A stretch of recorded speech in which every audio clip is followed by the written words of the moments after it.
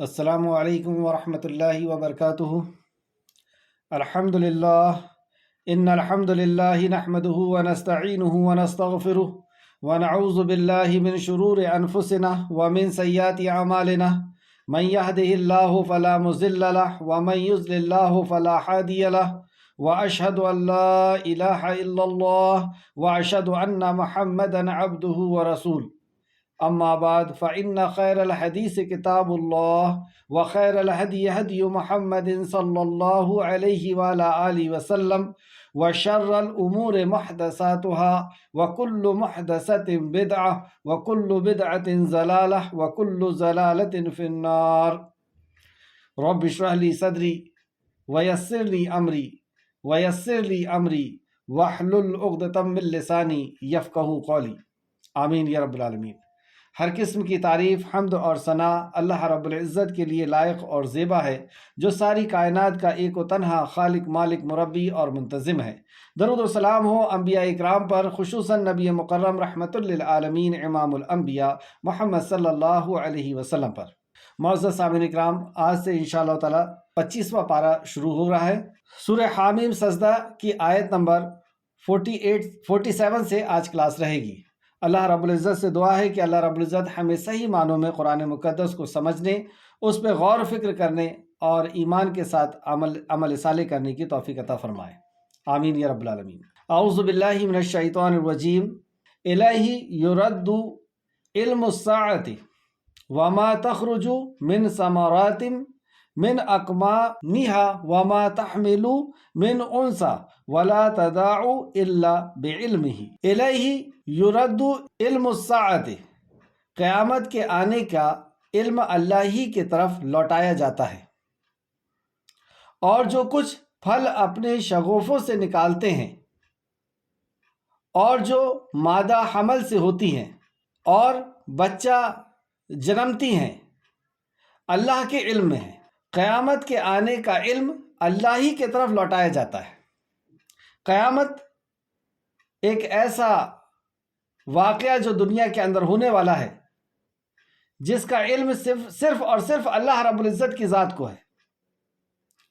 جیسے حدیث جبرائیل میں جبرائیل علیہ السلام نے جب نبی کریم صلی اللہ علیہ وسلم سے پوچھا کہ قیامت کب آئے گی، تو نبی مکرم نے فرمایا کہ جو پوچھ رہا ہے اور جس سے پوچھا جا رہا ہے وہ اس کا علم نہیں رکھتے، یعنی جو فرشتوں کے سردار ہیں اور جو امام الانبیاء ہیں وہ بھی اس کا علم نہیں رکھتے۔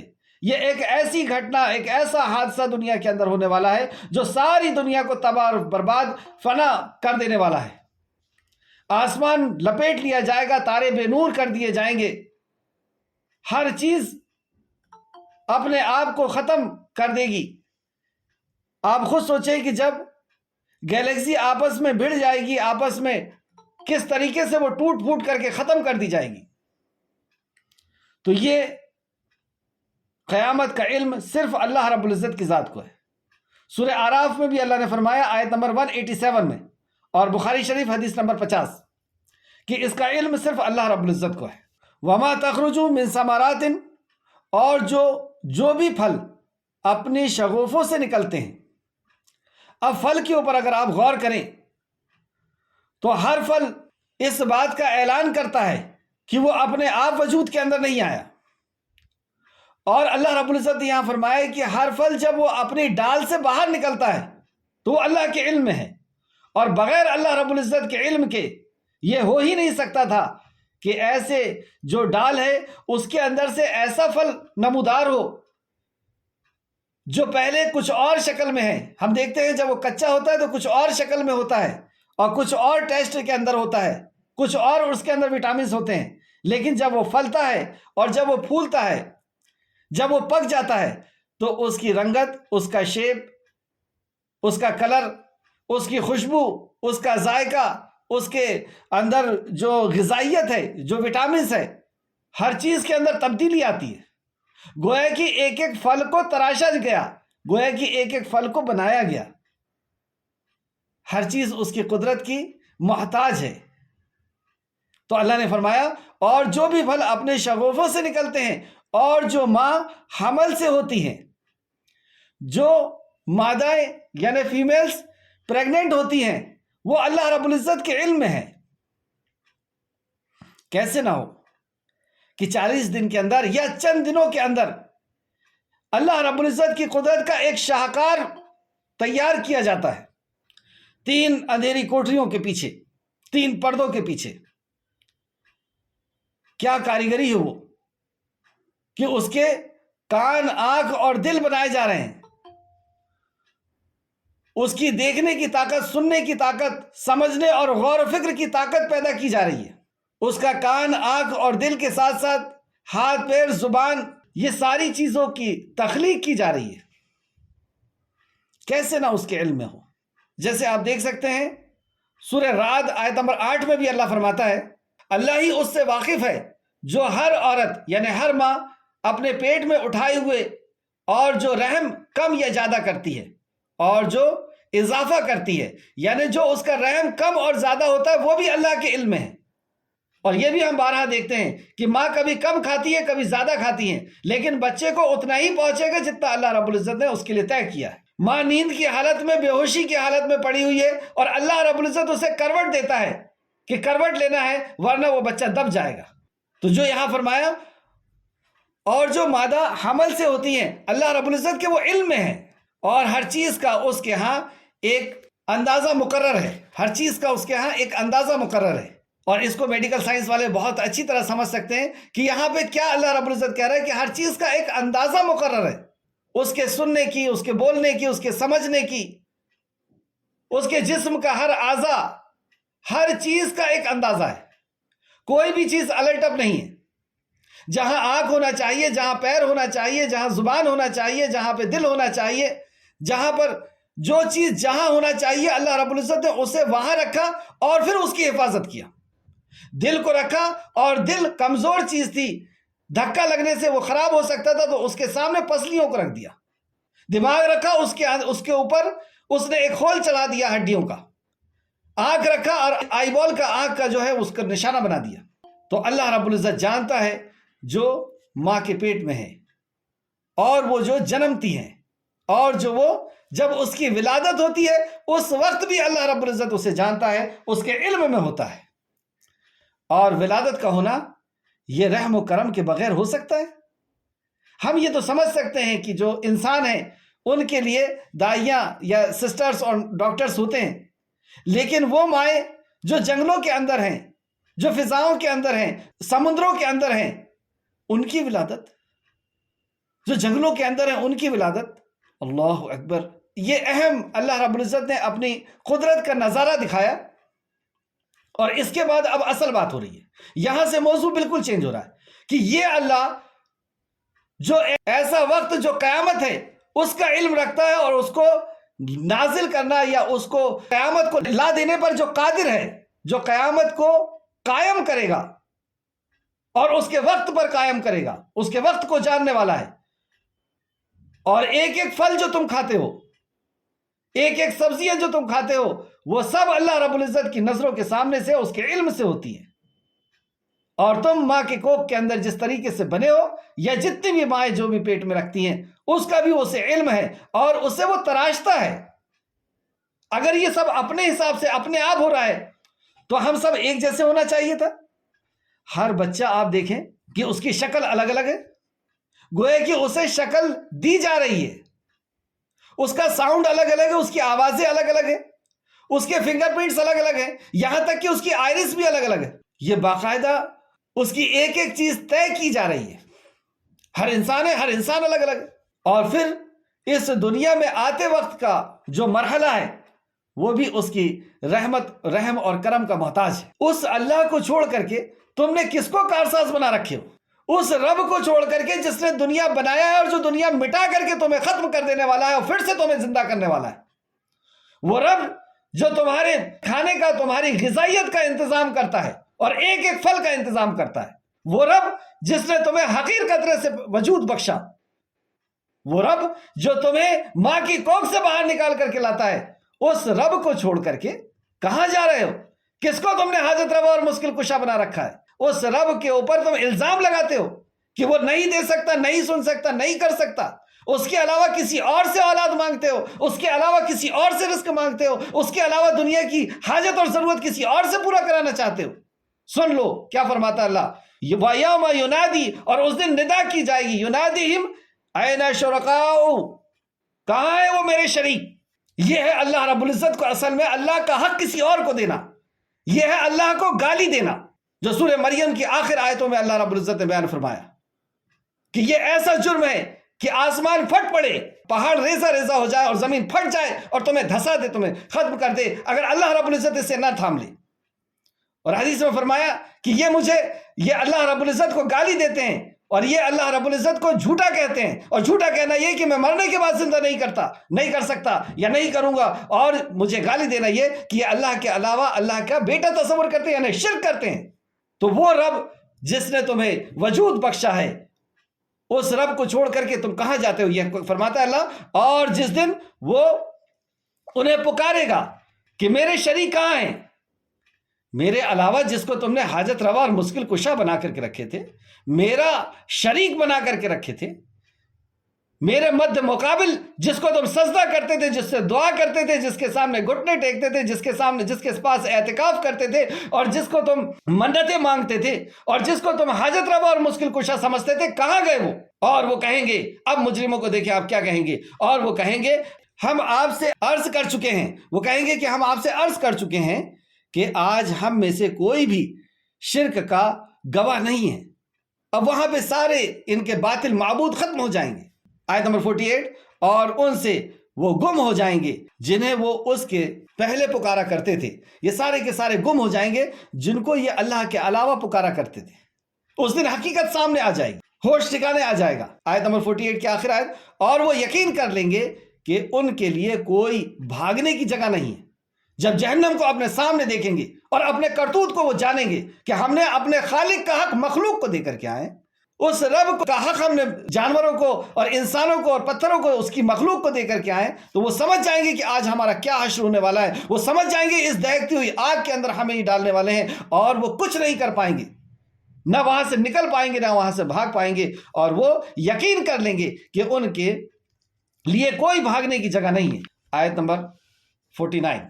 تو ان آیتوں کے اندر آپ نے دیکھا کہ اللہ رب العزت نے اپنی نعمتوں کا ذکر کیا، اپنی قدرت کے بارے میں بتایا، اور پھر شرک کی حقیقت کو اللہ رب العزت نے اس اینگل سے سمجھایا۔ آیت نمبر 49، انسان بھلائی مانگنے سے نہیں تھکتا، اور اگر اسے کوئی تکلیف پہنچے تو وہ انتہائی مایوس، سخت نا امید ہو جاتا ہے۔ یہ انسان کا ذکر کیا جا رہا، مومن کا نہیں۔ آپ نے مومن کو دیکھا ہوگا، نبی مکرم نے فرمایا کہ مومن کا حال بھی عجیب ہے کہ جب اسے خوشی ملتی ہے تو اللہ کا شکر کرتا ہے، اجر پاتا ہے، اور تکلیف ہوتی ہے تو صبر کرتا ہے۔ لیکن یہ انسان بھلائی مانگنے سے نہیں تھکتا، اسے بھلائی چاہیے، اور اگر اسے کوئی تکلیف پہنچے تو وہ انتہائی مایوس اور سخت نا امید ہو جاتا ہے۔ اور یہ نا امیدی نبی مکرم نے فرمایا کفر ہے۔ اور جو تکلیف اسے پہنچتی ہے، اور جو اسے تکلیف پہنچ رہی ہے، جیسے اس کے پاس پیسے نہیں ہیں، یا بیمار ہو گیا ہے، یا بچے نہیں ہو رہے ہیں، یا رشتہ نہیں ہو رہا ہے، اور ایسی ہم سب اپنی زندگی کا جائزہ لیں، کسی نہ کسی مصیبت، کسی نہ کسی پریشانی کے اندر مبتلا ہیں، یا تو اپنے گناہوں کی وجہ سے، یا اللہ رب العزت کی آزمائش چل رہی ہے، لیکن پریشان ہیں۔ اور جب یہ پریشانی ہٹتی ہے، کیا یہ پریشانی ہم اپنے ہاتھ سے ہٹا سکتے ہیں؟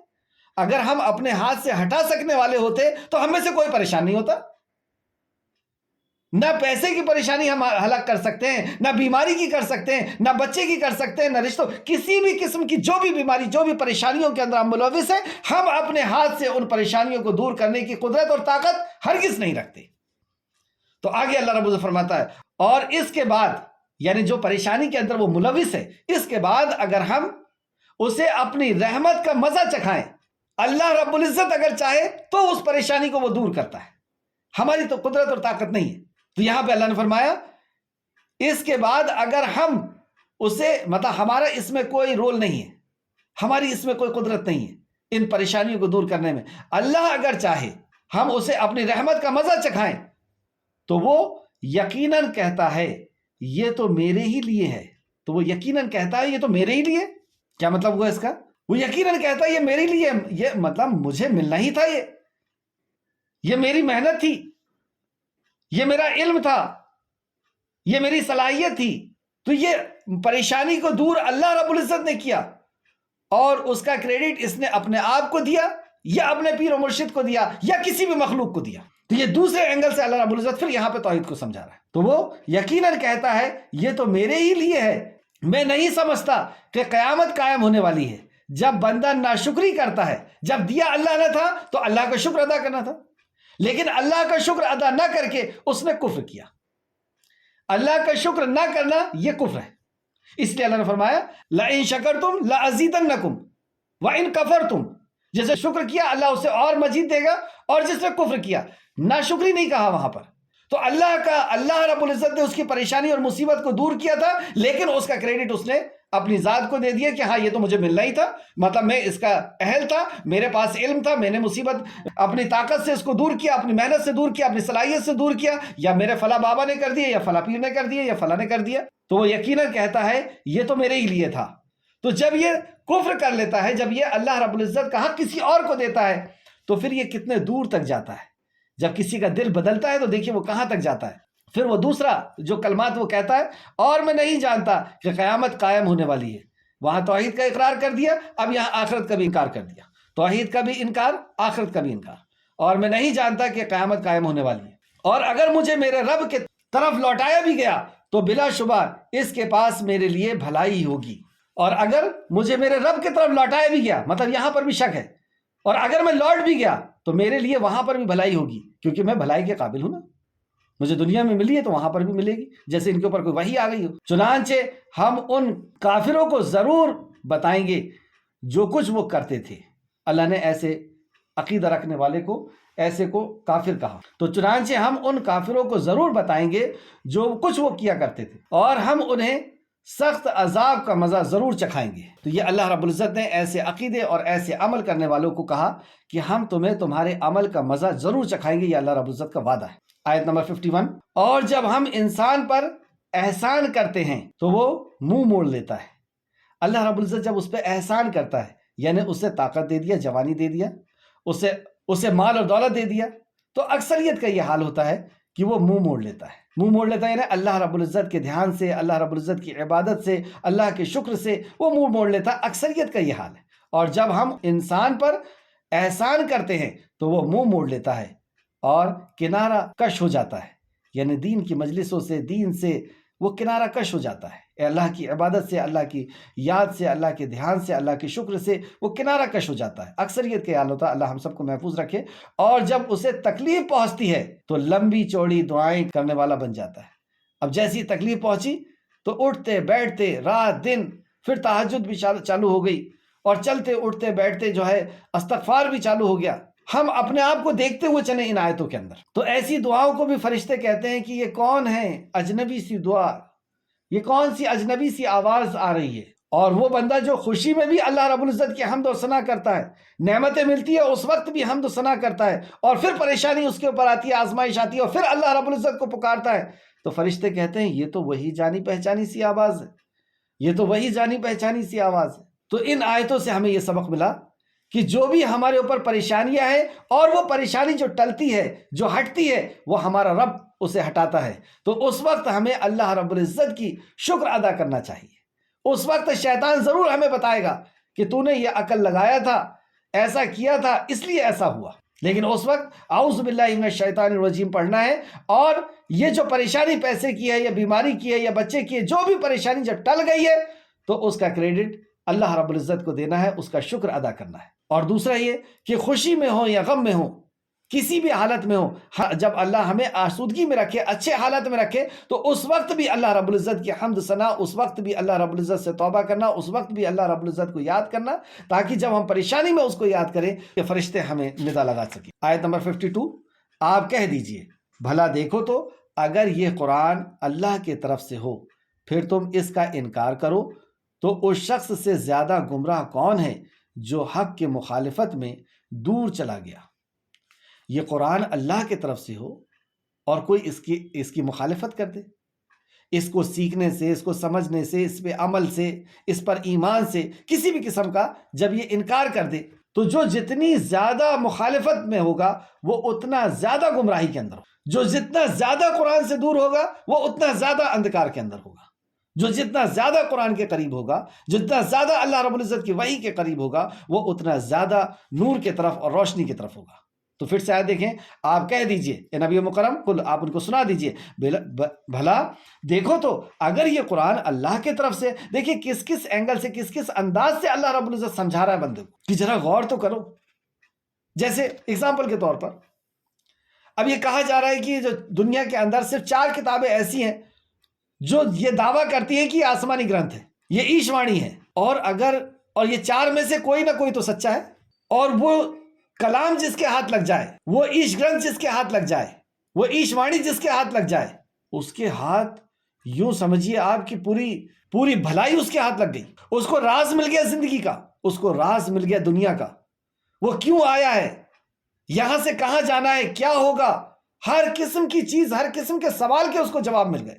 یہ پوری دنیا اس کے غلام بنا دی گئی ہے، اور اس کا کیسے بنے گی، کیا ہوگا، سارے راز، یہ دنیا کی کامیابی، آخرت کی کامیابی، سمجھیے کہ سب کچھ اس کو مل گیا۔ لیکن اس تک پہنچنے کے لیے صرف 4 کتابیں پڑھنا ہے، اور جو سچی کتاب ہوگی وہ خود بتائے گی۔ انسان کو اللہ نے صحیح اور غلط کی تمیز دیا ہے۔ جب ہم 4 آدمیوں سے بات کرتے ہیں تو آنکھ بند کر کے بتا سکتے ہیں کہ کون کس صلاحیت کا مالک ہے۔ اگزامپل کے طور پہ اگر آپ اپنے آنکھ میں پٹی باندھ دیں اور ایک پڑھے لکھے انسان سے بات کر رہے ہیں، ایک جاہل انسان سے بات کر رہے ہیں، اور ایک شرابی انسان سے بات کر رہے ہیں، اور کوئی آپ سے پوچھے کہ آپ نے پہلی دفعہ کس سے بات کیا تھا، تو آپ فٹ سے بتا دیں گے کہ میں پہلی دفعہ تو وہ شرابی سے بات کر رہا تھا جس کو بات کرنا بھی نہیں آ رہا تھا، جس کو مہک آ رہی تھی، اور جو فلاں انداز میں بات کر رہا تھا، پڑھے لکھے انداز کہاں پر۔ تو 3 انسان میں آپ نے فرق کر دیے، اور 3 انسان کی کتاب اور ایک خالق کائنات آپ سے کلام کرے، 3 انسان کلام کریں اور ایک خالق کائنات آپ سے کلام کرے، آپ کا ایک ایک رونگٹا بتائے گا، ایک ایک کھال کی ایک ایک چمڑی بتائے گی کہ یہ خالق کائنات کا ہے، ایسے کیفیت تاری ہوتی ہے۔ لیکن اس کے باوجود بھی تم اس سے دور رہو۔ تو اللہ نے فرمایا آپ کہہ دیجئے بھلا دیکھو تو اگر یہ قرآن اللہ کے طرف سے ہو پھر تم اس کا انکار کرو، یعنی اس کو سیکھنے سے انکار، اس کو سمجھنے سے انکار، اس پہ ایمان سے انکار، اس پہ عمل سے انکار، تو اس شخص سے زیادہ گمراہ کون ہے؟ یہ اس سے بڑی اور گمراہی، اس سے بڑا اندھکار اور کیا ہو سکتا ہے؟ حتیٰ کہ مخالفت میں وہ دور چلا گیا، یعنی وہ ناحق زندگی جینے میں چلا گیا۔ آیت نمبر 53، جلد ہم انہیں اپنی نشانیاں آفاق میں دکھائیں گے۔ آفاق جمع ہے افق کی، یعنی کائنات میں۔ جلد ہم انہیں اپنی نشانیاں آفاق میں دکھائیں گے اور خود ان کی ذات میں بھی دکھائیں گے۔ آپ دیکھ لیں کہ کس کس طریقے سے ریسرچ ہو چکی ہیں دنیا کے اندر بھی اور ہماری زندگی کے اندر، ہمارے جسم کے اندر بھی، اور کیسی کیسی نشانیاں ہمارے سامنے آ رہی ہیں، کیسے کیسے تتھے، کیسے کیسے پروفس ہمارے سامنے آ رہے ہیں کہ یہ اپنے آپ نہیں ہو سکتا، حتیٰ کہ ان کے لیے واضح ہو جائے گا کہ بے شک یہ قرآن حق ہے۔ آج سے 1450 سال پہلے سے اس کے غلط ہونے کے لیے باقاعدہ ٹیم اللہ رب العزت کے دشمن کام کر رہے ہیں، اسلام کے دشمن کام کر رہے ہیں۔ جس دن سے نبی مکرم صلی اللہ علیہ وسلم نے اس پیغام کا اعلان کیا، اس دن سے اس کو جھوٹا ثابت کرنے کے لیے باقاعدہ کام کیا جا رہا ہے یہودی اور نصرانیوں کی طرف۔ اس پہ ریسرچ کی جا رہی ہے کہ کس آیت کو ہم غلط ثابت کر دیں، کس حکم کو ہم غلط بتا دیں، یا کس ہسٹری کو ہم غلط بتا دیں، کس احکام و مسائل کو ہم غلط بتا دیں، کس طور اور طریقے کو ہم غلط بتا دیں، یا کس سائنٹیفک بات کو ہم غلط ثابت کر دیں اس سائنس کے دور میں۔ لیکن جو بھی اس کو پڑھتا ہے وہ یہ کہنے پہ مجبور ہو جاتا ہے کہ یہ انسان کا کلام نہیں ہے، اسے ہدایت ملے نہ ملے وہ اللہ رب العزت کے اختیار کی بات ہے، کہ وہ حقدار ہے یا نہیں ہے وہ اللہ جانتا ہے۔ تو اللہ یہاں فرمایا حتیٰ کہ ان کے لیے واضح ہو جائے گا، یعنی کلیئر ہو جائے گا کہ بے شک یہ قرآن حق ہے۔ کیا یہ بات کافی نہیں کہ بے شک آپ کا رب ہر چیز کا شاہد ہے؟ اللہ نے بیان فرما دیا، کیا یہ بات کافی نہیں؟ آیت نمبر 54، خبردار بے شک وہ لوگ اپنے رب کی ملاقات سے شک میں ہے۔ وجہ کیا ہے؟ اتنی نشانیوں کو دیکھ لینے کے بعد، اپنی پیدائش کو، اپنی ضروریت کو پورا ہوتے ہوئے دیکھنے اور کائنات کے بننے اور چلنے کو دیکھنے کے باوجود، اللہ کے کلام کو دیکھ لینے اور آ جانے کے باوجود وجہ کیا ہے اس گمراہی کی؟ اس کی وجہ میں سے ایک وجہ، خبردار بے شک وہ لوگ اپنے رب کی ملاقات سے شک میں ہیں۔ سارے بگاڑ کی جو وجہ ہم کو سمجھ میں آتی ہے، اس وجہ میں سے ایک وجہ یہ ہے کہ انسان مرنے کے بعد کی زندگی کا یقین اسے کمزور ہو گیا۔ ہمارے اندر بھی جو کمی ہے اس کمی کو اگر آپ غور سے اس کی اگر اسٹڈی کریں تو آپ کو پتہ چلے گا کہ ہماری زندگی کے اندر جو کمی ہے اس کی وجہ یہی ہے کہ کہیں نہ کہیں ہمارا ایمان کمزور ہے مرنے کے بعد کی زندگی کا۔ جتنا مضبوط یہ ایمان ہوتا جائے گا کہ مرنے کے بعد زندگی ہے، اتنا زیادہ ہمارے عمل کے اندر نکھار آتا چلا جائے گا، جتنا زیادہ ہم اپنے خالق کو جانتے جائیں گے۔ بہرحال آگے چلتے ہیں۔ خبردار بے شک وہ لوگ اپنے رب کی ملاقات سے شک میں ہیں، ان کو شک ہے، پتہ نہیں مرنے کے بعد زندگی ہے یا نہیں۔ خبردار بے شک وہ ہر چیز کا احاطہ کیے ہوئے ہے، وہ اللہ رب العزت ہر چیز کو احاطہ کیے ہوئے، یعنی کوئی بھی چیز اس کے کنٹرول سے، کوئی بھی چیز اس کے علم سے باہر نہیں ہے۔ یہاں پر سورہ حامیم سجدہ کی مختصر تفسیر مکمل ہوئی۔ اللہ رب العزت سے دعا ہے کہ جو کچھ بھی ہم نے پڑھا اس میں ہمیں مزید غور و فکر کرنے کی اللہ توفیق دے، ہمیں اخلاص کے ساتھ عمل کرنے کی توفیق عطا فرمائے۔ آج کی کلاس کے تعلق سے خلاصہ ہم دیکھتے ہیں سورہ حامیم سجدہ آخر آیتیں۔ مقصد زندگی، آیت نمبر 53 حامیم سجدہ۔ غور و فکر کر کے سبق حاصل کرنا، آیت نمبر 53 میں جو ہمیں پتہ چلا کہ غور و فکر کر کے ہم سبق حاصل کریں، جو نشانیاں اللہ رب العزت دکھا رہا ہے، جو اپنی قدرت کے بارے میں ہمیں اللہ رب العزت بتا رہا ہے، اس پہ سبق حاصل کریں اور اپنی زندگی کے مقصد کو پہچانیں۔ اللہ ہمارا رب ہے، اس تعلق سے نمبر 1 اللہ تعالیٰ ہی کو قیامت کا علم ہے، یعنی دنیا کے خاتمے کا علم اور پھر سے ہماری پیدائش کے بارے میں جاننے والا اللہ رب العزت ہے۔ دوسرا، اللہ تعالیٰ جانتا ہے ان سارے پھلوں کو جو شگوف سے نکلتے ہیں، مطلب جو اس کی ڈالوں سے پھل نکلتے ہیں، شگوف سے نکلتے ہیں، اللہ رب العزت ان کو خوب جانتا ہے۔ جیسے ایک جگہ فرمایا نا کہ جو پتا بھی جھڑتا ہے اللہ رب العزت کے علم میں ہوتا ہے۔ تیسرا، اللہ تعالیٰ جانتا ہے کون سی ماں نے کیا حمل رکھا ہے اور کتنا حمل کم کرتی ہیں، زیادہ کرتی ہیں، یعنی جو بھی بچہ جس بھی مخلوق کا بن رہا ہے اس کے پیچھے اللہ رب العزت کی قدرت کار فرما ہے۔ 47 نمبر آیت میں 5واں دیکھتے ہیں۔ پھر اللہ تعالیٰ ان لوگوں کو جنہوں نے کفر کیا ضرور بتائے گا جو انہوں نے عمل کیا۔ اللہ رب العزت اس پہ بھی قادر ہے اور وہ ضرور بتائے گا۔ آیت نمبر 50 میں تھا 6واں، اللہ تعالیٰ کافروں کو سخت عذاب کا مزہ چکھائے گا، مطلب جس نے کفر کیا، جو بھی کفر کرے گا اللہ اس کو اس کفر کا مزہ چکھائے گا۔ آیت نمبر 50 میں تھا 7واں، اللہ تعالیٰ ہر چیز پر گواہ ہے، یعنی ہمارے ہر عمل پر، ہر چیز پر اللہ رب العزت کی گواہی کافی ہے۔ آیت نمبر 53۔ 8واں، اللہ تعالیٰ ہر چیز کا احاطہ کرنے والا ہے، ہر چیز کو گھیرے ہوئے ہے۔ آیت نمبر 54۔ رسول اللہ صلی اللہ علیہ وسلم ہمارے رہنما ہیں۔ رسول اللہ صلی اللہ علیہ وسلم نے اللہ تعالیٰ کی نشانیوں پر غور و فکر کرنا سکھایا کہ اللہ رب العزت کی نشانیوں پہ کس طریقے سے غور و فکر کرنا، آیت نمبر 53 کی روشنی میں۔ دوسرا، رسول اللہ صلی اللہ علیہ وسلم نے اللہ تعالیٰ کے سوا دوسروں کو پکارنے کی حقیقت سمجھائی کہ کیسی ہے دوسروں، اور اللہ رب العزت نے بھی قرآن میں بارہا فرمایا ہے کہ کس طریقے سے ہیں یہ تو ایک مکھی سے بھی گئے بیتے ہیں، یہ تو مکڑی کے جال سے بھی زیادہ گئے بیتے ہیں۔ اس طریقے سے اللہ رب العزت نے بھی اور نبی مکرم صلی اللہ علیہ وسلم نے آیت نمبر 47 اور 48 میں تھا۔ تیسرا، رسول اللہ صلی اللہ علیہ وسلم نے مایوسی کی حقیقت کو سمجھائی کہ مایوسی کفر ہے وغیرہ، آیت نمبر 49 کی روشنی میں۔ جب ہمارا رب اللہ ہے تو جس کا رب اللہ ہو، عرش عظیم کا مالک ہو، اس کے پاس مایوسی، وہ مایوس رہے، یہ کیسے ہو سکتا ہے؟ آپ کے پاس آپ کے دیش کا مالک یا اس کا جو ہے پرائم منسٹر وہ آپ کا دوست ہو تو ڈپریشن میں جانا کیسا؟ اور وہ بھی جا سکتا ہے، لیکن جس کے ساتھ ساری کائنات کا خالق اور مالک ہو، جس کی حفاظت کی ذمہ دار ساری کائنات کے خالق اور مالک نے لے لی، وہ ڈپریشن میں جائے گا۔ ہمارے ایمان کی اصل میں کمزوری ہے۔ ورنہ رسول اللہ صلی اللہ علیہ وسلم نے رب کے ملاقات سے شک میں پڑنے کی حقیقت کو سمجھائی۔ رب سے ملاقات کی حقیقت کو میں شک میں پڑنا، یہی ہے جس کو نفاق کہا گیا ہے، شک کی بیماری۔ آیت نمبر 50 کی روشنی۔ کامیاب لوگوں کے رویے، کامیاب لوگ کون تھے؟ اللہ رب العزت ان کامیاب لوگوں میں ہمیں بھی شامل فرمائے۔ کامیاب لوگ آج کی ان آیتوں کے اندر جو ہم نے پڑھا، آیت نمبر 53 میں تھا اللہ تعالیٰ کی نشانیوں پر غور و فکر کرنا۔ جو اللہ رب العزت کی نشانیوں پر غور و فکر کرتا ہے وہ اللہ رب العزت کی معرفت ضرور حاصل کرتا ہے۔ اللہ ہم سب کو کامیاب لوگوں کے زمرے میں شامل فرمائے۔ ناکام لوگوں کے رویے، آج کی آیتوں میں جو ہم نے پڑھا، ناکام لوگوں کے رویے میں نمبر 1 اللہ تعالیٰ کے سوا دوسروں کو پکارنا، یہ ناکام انسان ہے، یہ تباہ اور برباد دنیا اور آخرت میں، آیت نمبر 48 اور 47 میں۔ دوسرا، مایوس ہونا، یہ کامیاب لوگوں کی نشانی ہے کہ وہ مایوس ہو جاتے ہیں اپنی زندگی سے، اپنے کسی حادثے سے وہ مایوس ہو جاتے ہیں، آیت نمبر 49 کی روشنی۔ تیسرا، دل شکست ہونا، یعنی ڈپریشن کا شکار ہو جانا، آیت نمبر 49 کی روشنی میں۔